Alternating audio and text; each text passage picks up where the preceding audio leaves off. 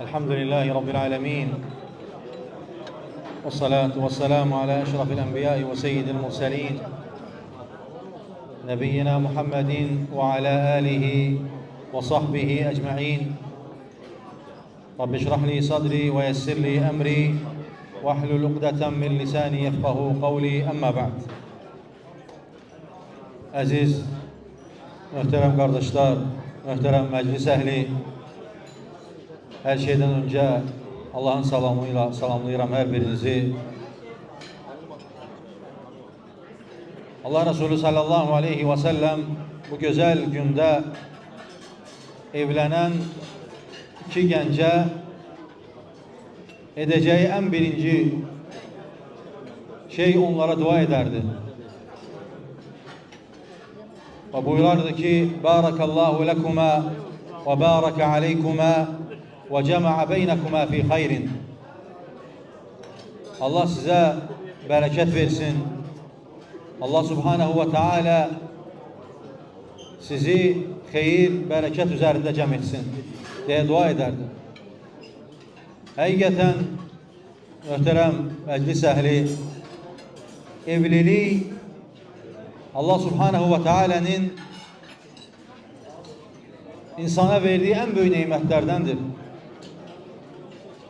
Ve insan evlendikten sonra artık onun məsuliyyəti daha da artır. Daha da məsuliyyətləri artır. Çünkü insan öz nefsinden ve aynı zamanda ailesinden məsuliyyət taşıyır. Necə ki Rabbimiz Kur'an-ı Kerim'de buyurur ki: Ya eyyühellezine amenu, ey iman getirenler, qu enfusekum ve ehlikum nara, öz əhlinizi, öz nefsinizi ve əhlinizi yanacağı insanlar ve daşlar olan oddan koruyun diye bizlere tövsiye edip, ona göre bu evlilik insanın hayatında yeni bir başlangıçtır. Yeni bir hedeftir. Ve kişiler Allah'ın emanetini kabul edirler ve onu düzgün şekilde öz hanımlarını, öz ailelerinin düzgün şekilde haklarını verməlidirlər ki, o ailede hayır, bereket olsun. Çünkü İslam dini bizlere her bir şeyin güzelliğini gösterip, bizlere çaktırıp ve bütün hayırlar da dinimizdedir. Eğer ailede, hayatımızda xoşbəxtçiliyi, saadeti, huzuru istəyiriksə, onda vallahi Allah'ın dinini düzgün şekilde hayatımızda, evimizde tatbik etmeliyik ki huzur olsun, xoşbəxtçilik olsun, saadet olsun. Çünkü her bir evlenen her bir insan bir şey arzuluyor.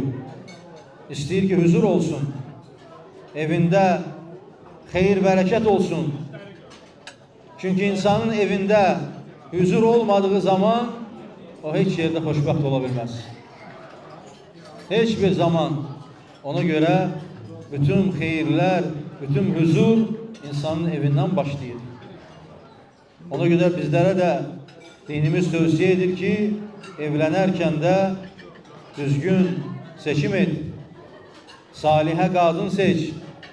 Çünkü salihe kadın da evin direğidir, sütunudur.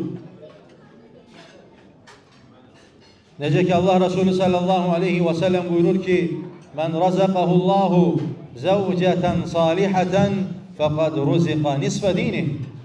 Kime Allah subhanehu ve teala salihe bir zevce nasip ederse artık ona dininin yarısı verilmiş olur. Görün ne güzel bir nimettir. Dinin yarısı verilmiş olur. فَلْيَتَّقِ اللّٰهَ ف۪ي نِصْفِ الْبَاقِ. Kalan yarısında da sen Allah'tan kork, çalış. Çünkü bütün hayırlar aileden başlıyor muhterem kardeşler. zürriyyət yetişir, nəsillər yetişir. Və bunun səbəbkarı kimdir? Valideynlər. Əgər valideynlər gözəl zürriyyət yetişdirərsə, ondan sonra gələn nəsillər də gözəl olar. Hər kəs öz ailəsində bu gözəllikləri, İslamın xeyrini, İslamın izzətini öz ailəsində tətbiq edərsə və görərsən ki, övladlar da, ailə də, gələcək nəsillər də gözəl yetişir. Çünki hər birimiz məsuliyyət daşıyırıq. Necə ki Allah Resulü bizlərə buyurur ki, kullukum ra'in və kullukum məs'ulun an ra'iyyətih.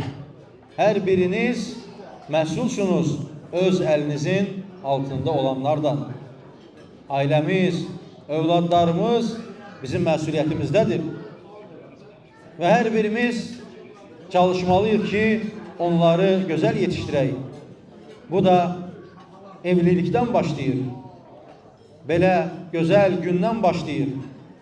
Ona görə mömin, müsəlman dərk etməlidir ki, artıq evləndimsə, bundan sonra məsuliyyətim daha da ağırdır və onu dərk etməlidir və onu gözəl şəkildə ailəsinə yaşatmalıdır, tətbiq etməlidir.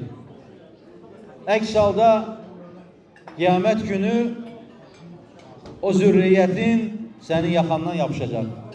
Deyəcək, nə üçün mənə öyrətmədin? Mənə Allahın dinini öyrətmədin. Çünki gənc yaşlarında, evliliyin ilk məqamlarında öyrətmək asandır, mümkündür. Ancaq övladlar yaşad olduqdan sonra görürsən ki, o çətin olur. Onlara nəyisə aşılamaq çətin olur. Onlar istəyirlər ki, sənə nəyisə aşılasınlar. Ona görə kiçik yaşlarından öyrətmək lazımdır ki, gözəl nəsillər yetişsin, gözəl zürriyyət yetişsin. Allah Subhanahu wa Ta'ala hər birimizə gözəl, xeyirli övladlar nəsib etsin. Və kimin övladı varsa onları salih qullarından etsin. Çünki bir valideyn üçün bu dünyada ən böyük zirvə övladını salih görməkdir. Vallahi ondan böyük zirvə yoxdur valideyn üçün. O valideyn ki, onu, övladını xeyirli görür, salih görür, salihə görür, ondan xoşbəxt insan yoxdur bu dünyada. Əks təqdirdə övlada bütün neymətlər verilsə belə, o salih olmasa, xeyir üzərə olmasa, o neymətlər onun gözünə görünməz. Ona görə hər zaman çalışmalıyıq ki, övladlarımızı gözəl yetişdirək, tərbiyə verək. Çünki onlar hər birisi bizim üzərimizdədir, bizim məsuliyyətimizdədir. Allah Subhanahu wa Ta'ala bütün müsəlmanların övladlarını xeyirli, bərəkətli etsin, onları salih qullarından etsin. Bir daha Ayxan qardaşımızı təbrik edirəm. Allah Subhanahu wa Ta'ala onun bu izdivacını xeyirli, bərəkətli etsin. Allah Subhanahu wa Ta'ala arzusunda olan bütün cavanlara, gənclərə gözəl, xeyirli, bərəkətli, halal evliliklər nəsib etsin. Allah Subhanahu wa Ta'ala hər birimizi gözəl dini üzərində sabit etsin. Və sallallahu və səlləm alə nəbiyyina və habibina Muhammed.